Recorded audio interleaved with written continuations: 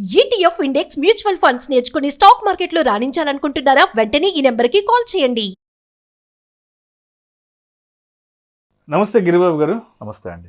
Sir Giribabu గారు, ఇప్పుడు అంటే మ్యూచువల్ ఫండ్స్ ఇన్వెస్ట్మెంట్ విషయానికి వచ్చేటప్పటికి ఎలా ఉంటుందంటే, అంటే బిగినర్గా ఎవరైతే మ్యూచువల్ ఫండ్స్ ఇన్వెస్ట్మెంట్ స్టార్ట్ చేద్దాం అనుకుంటారో, సో ప్రతి ఒక్కరికి ఉన్న డౌట్ ఏంటంటే, అంటే ఒక ఎగ్జాంపుల్గా చెప్తాను.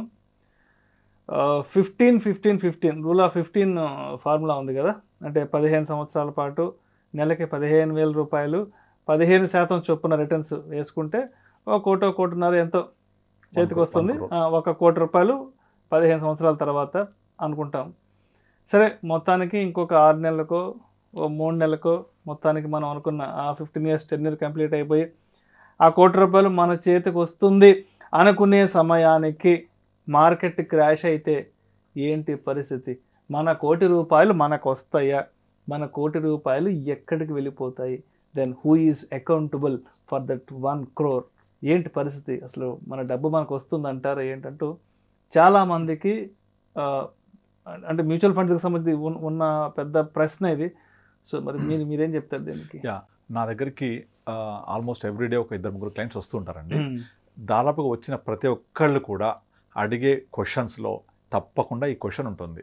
నేను మీరు చెప్పినట్టు ఇన్వెస్ట్ చేస్తాను, ఒక 15 ఇయర్స్ ఉంటాను, ఉన్న తర్వాత 15 ఇయర్స్ తర్వాత మార్కెట్ పడిపోతే, మొత్తం కుప్పగూలిపోతే, నా డబ్బులన్నీ జీరో అయిపోతే, లేదా నా పెట్టిన పెట్టుబడి కూడా రాకపోతే అని ఇలా క్వశ్చన్స్ వేస్తూ ఉంటాను. సో వాళ్ళందరికీ నేను చెప్పే సమాధానం ఏంటంటే, మీరు మ్యూచువల్ ఫండ్స్లో ఇన్వెస్ట్ చేసినప్పుడు longer the period you invest, మీకు ఒక మార్జిన్ ఆఫ్ సేఫ్టీ అని ఒకటి వస్తుంది. Margin of safety. ఈ మార్జిన్ ఆఫ్ సేఫ్టీ ఏంటంటే, సపోజ్ ఇప్పుడు మీరు ఒక 15 ఇయర్స్ పాటు ఇన్వెస్ట్ చేస్తే, మీరు చెప్పినట్టు రూల్ 15 ప్రకారంగా ఒక 1 crore వచ్చింది అనుకుందాం. ఇక్కడ మనం గుర్తుపెట్టుకోవాల్సింది ఏంటంటే, ఇప్పటిదాకా గత 2 decadesలో స్టాక్ మార్కెట్ హైయెస్ట్ ఫాల్ అయింది 2008లో 67% ఓవర్ పీరియడ్ ఆఫ్ 9 monthsలో పడింది. 2008 జనవరి నుంచి 8 అక్టోబర్ వరకు 2008 అక్టోబర్ వరకు 67% మార్కెట్ పడితే, maximum average of mutual fund పడ్డాయి 40%. ఇది హైయెస్ట్. సెకండ్ బిగ్ ఫాల్ వచ్చేసి మనం 2020 కోవిడ్ టైంలో చూసాం. మార్చ్ కోవిడ్ టైంలో అప్పుడు స్టాక్ మార్కెట్ పడింది 39%. వేరే మ్యూచువల్ ఫండ్స్ యావరేజ్గా పడింది 18-19% పడ్డాయి. ఇక్కడ మీరు గమనిస్తే స్టాక్ మార్కెట్ కనుక ఎంత పడుతుందో అందులో ఒక 50% to 60%, మ్యాక్సిమం 50% వరకే మ్యూచువల్ ఫండ్స్ పడతాయి. అంతేకాని మ్యూచువల్ ఫండ్స్ మొత్తం టోటల్గా పడిపోవు, జీరో అవ్వదు, ఇంపాసిబుల్ అది. సో ఓకే, ఇప్పుడు మన పాయింట్కి వద్దాం. మరి నేను 1 కోటి రూపాయలు అయింది కదా, నా చేతికి తీసుకునే టైంకి వచ్చేప్పటికి పడిపోతే ఎట్లా స్టాక్ మార్కెట్ అంటే, ఇక్కడ నేను చెప్పేది ఏంటంటే, మనము 1 crore అయ్యింది. మనం కోవిడ్ ఎగ్జాంపుల్ తీసుకుంటే మార్కెట్ 40% పడింది.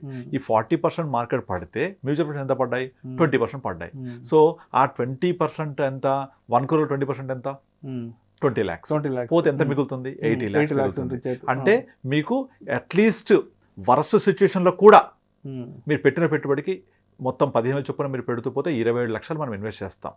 27 లక్షలకు గాను మీకు దగ్గర 80 లక్షలు మీ చేతిలో ఉంటుంది. ఏది ఇన్స్పైట్ ఆఫ్ కోవిడ్ ఆల్సో.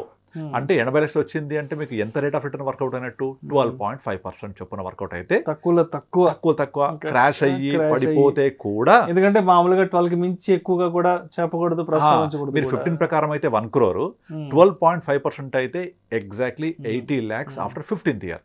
మీకు 1 crore ఉంది, చూశారు, కానీ కోవిడ్ వచ్చింది, మళ్ళీ మీరు తీసుకునే రోజుకి వచ్చి అనుకుందాం పడిపోతే కూడా, లాస్ట్ ఇన్స్టెన్స్ ప్రకారం ఎగ్జాంపుల్ తీసుకుంటే మీకు 20% కట్ చేశాక కూడా మీకు 80 lakhs వచ్చాయి అంటే మీకు అక్కడ 12.5% వర్కౌట్ అయినట్టు. ఓకే, సో మొత్తం పోవట్లేదు. అయితే మీరు ఇదే పని మ్యూచువల్ ఫండ్లో చెయ్యను బికాస్ ఆఫ్ దిస్ రీజన్, పడిపోద్ది నేను తీసేటప్పుడు కనుక నేను ఎఫ్డీ చేసుకుంటాను, ఇంకో పాలసీ పెట్టుకుంటా అంటే ఎంత వస్తాయి అందులో?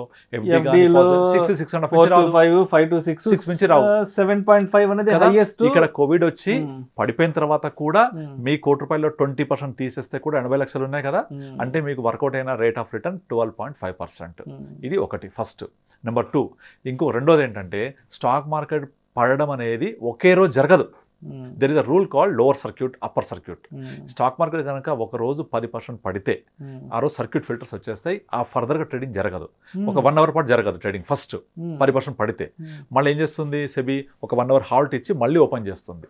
ఓపెన్ చేస్తే మళ్ళీ 5% పడింది అనుకోండి, ఓపెన్ చేశాక కూడా పడితే ఆ రోజుకి మార్కెట్ క్లోజ్ అయిపోతుంది. ఇది కేవలం 2 సార్లే జరిగింది హిస్టరీ ఆఫ్ స్టాక్ మార్కెట్లో. ఒకటి 2004 మే ఇది మన యూపీఏ గవర్నమెంట్ ఫస్ట్ టైం అప్పుడు, రెండోసారి వచ్చేసి 2009 UPA government second time form అయినప్పుడు. కోవిడ్ టైంలో కూడా మీకు లోవర్ సర్క్యూట్ వచ్చేసి మళ్ళీ ఓపెన్ అయిన తర్వాత పైకి వెళ్ళిపోయింది. కనుక మ్యాక్సిమం సర్క్యూట్ ఫిల్టర్స్ వల్ల ఒక రోజులో మార్కెట్స్ 15% మించి పడవు. That is rule. అంత పడిందంటే ఆ రోజుకి షట్ డౌన్ చేసేస్తారు. అదే జరిగింది అనుకుందాం, జరిగితే కూడా మీరు మ్యూచువల్ ఫండ్స్ అమ్మేయచ్చు, స్టాక్స్ అమ్మలేరు బట్ ఫండ్స్ అమ్మేయచ్చు. ఆ రోజు వాల్యూ ప్రకారం మీ డబ్బులు మీకు వచ్చేస్తాయి. అంటే ఎంత పోతుంది? సర్క్యూట్ అయిపోయినా కూడా, పడిపోయినా కూడా, మార్కెట్ క్లోజ్ అయినా కూడా మీ మ్యూచువల్ ఫండ్స్ అమ్మేస్తే మీకు 15% లాస్ బయటికి వెళ్ళిపోతే మీ 1,85 lakhs వచ్చిందా? సో మీకు మోర్ దెన్ 30% వర్కౌట్ అయిందా? అది రెండోది. ఈ లోవర్ సర్క్యూట్ అప్పర్ సర్క్యూట్ హిస్టరీలో 2 సార్లు జరిగింది. దాదాపుగా ఏం జరుగుద్ది అంటే మార్కెట్ పడుతున్నప్పుడు కంటిన్యూస్గా పడుతూ ఉంటుంది మార్కెట్, అంటే ఓవర్ పీరియడ్ ఆఫ్ టైం పడుద్ది అని అర్థం. పడుతున్న మనకు అర్థమవుతుంది కదా మార్కెట్ పడుతోంది, కొంచెం పరిస్థితి బాగాలేదని. ఒక 5% 10% మార్కెట్ పడగానే మనం తీసేసుకోవచ్చు. అంటే ఫస్ట్ ఫిల్టర్ వచ్చేసి లోవర్ సర్క్యూట్ 15%, సెకండ్ ఫిల్టర్ వచ్చేసి over period of time market పడుతున్నప్పుడు మన డబ్బులు మనం తీసేసుకోవాలి. తీసేసుకుంటే అప్పుడు ఈ ప్రాబ్లం ఉండదు. మూడోది, సపోజ్ ఇప్పుడు మీ గోల్ కనుక ఒక 10 yearsకో 5 yearsకో లేదా 15 yearsకో గోల్ పెట్టుకొని మనం ఇన్వెస్ట్ చేస్తున్నాం, రైట్? మన గోల్ రీచ్ అవ్వడానికి 1 to 2 years ముందే మీ మనీ అంతా కూడా డెట్ ఫండ్స్కి మూవ్ చేసేసుకోవచ్చు. డెట్ ఫండ్స్కి మూవ్ చేసేసుకుంటే ఆ డెట్ ఫండ్స్లో ఉన్నప్పుడు మార్కెట్ పడ్డా మనది ఇంపాక్ట్ ఉండదు. కాబట్టి మన గోల్ మనం రీచ్ అయినప్పుడు మనకు అనుకున్న డబ్బులు అనుకున్న విధంగా వస్తాయి. అర్థమవుతుంది ఇది? అంటే మన గోల్ రీచ్ అవ్వడానికి ముందే 6 months 1 year ముందే మనం అంతా కూడా డెట్ ఫండ్స్ లేదా బ్యాలెన్స్ ఫండ్లో మూవ్ చేసేసుకుంటే మనం గోల్ రీచ్ అయినప్పుడు ఈ డబ్బులని విడ్రా చేసుకోవచ్చు. అయితే ఇదంతా కూడా ఒక గోల్ పెట్టుకొని, ఒక నీడ్ పెట్టుకొని, ఆ నీడ్ రీచ్ అవ్వడానికి, గోల్ రీచ్ అవ్వడానికి మనం ఇన్వెస్ట్మెంట్ చేస్తూ ఉండి దాన్ని ట్రాక్ చేసుకుంటూ ఉంటే మీకు మార్కెట్ పడుతుందా పడదా అనేది మనము అబ్జర్వ్ చేసుకొని మనం చెక్ చేసుకొని దానికి ముందే ఒక 6 months 1 year దాదాపుగా చాలామందికి ఇలాగే చేస్తుంటాం మేము. గోల్ ఎప్పుడైతే ఉందో వాళ్ళకు రీచ్ అవ్వడానికి, మ్యారేజ్ అవ్వచ్చు, లేకపోతే ఎడ్యుకేషన్ అవ్వచ్చు, లేకపోతే రిటైర్మెంట్ కార్పస్ అవ్వచ్చు, ఇవన్నీ రీచ్ అవ్వడానికి ఒక 6 months 1 year ముందు we will move into balance funds or debt funds or liquid funds పెట్టుకొని మనం వెయిట్ చేస్తాం. అక్కడ నుంచి మన గోల్ రీచ్ అవ్వడినప్పుడు మనకు అవసరమైన కార్పస్ తీసుకుంటూ వెళ్ళిపోతాం. అట్లా మనం 2 years ముందో 6 months ముందో 1 year ముందో మనము పోర్ట్ఫోలియో మార్చుకోవచ్చు. ఒకవేళ మనం పడ్డా కూడా మ్యాక్సిమం వచ్చే లాస్ వచ్చేసి మ్యాక్స్ టు మ్యాక్స్ 15 to 20% కాబట్టి మీకు ఎడిదిరిగి 12% తక్కువ రాదు. అండ్ ఇంకొకటి, సపోజ్ ఇప్పుడు మీరు నేను ఇంకా గోల్ నాకు 2-3 years ఉంది, ముందే పడిపోయింది అనుకుంటే నో ప్రాబ్లం, వెయిట్ చేయండి, మళ్ళీ రికవర్ అయిపోతుంది కదా. సో మీకు కోవిడ్ టైంలో ఎంత పడిందో వీషప్ రికవరీ చూసాం కదా. సో ఇవన్నీ చేయాలంటే నాకు ఐడియా లేదు, నేను చేయలేను, నేను స్టడీ చేయలేను అంటే అడ్వైజర్ని కలవండి. హ్యాపీగా ఇవన్నీ ట్రాక్ చేస్తూ ఉంటారు. Advisor will help you out in better way in generating better returns also. So నేను చేస్తుంటాం జనరల్గా అందరికీ అట్లా. సో మీరు నాకు ఇవేం తెలియదు అనుకొని ఫిక్స్డ్ డిపాజిట్లోనో లేకపోతే ఇన్సూరెన్స్ పాలసీ తీసుకొని 6%కి స్టిక్ అయ్యే బదులు ఇలా ఒక అడ్వైజర్ హెల్ప్ తీసుకొని మీరు మోర్ దెన్ 15% రిటర్న్ జనరేట్ చేసుకోవచ్చు కదా. ఇప్పుడు నేను వెహికల్లో నాకు డ్రైవింగ్ రాదు అంటే విల్ హైర్ ఏ డ్రైవర్, అంతే కదా.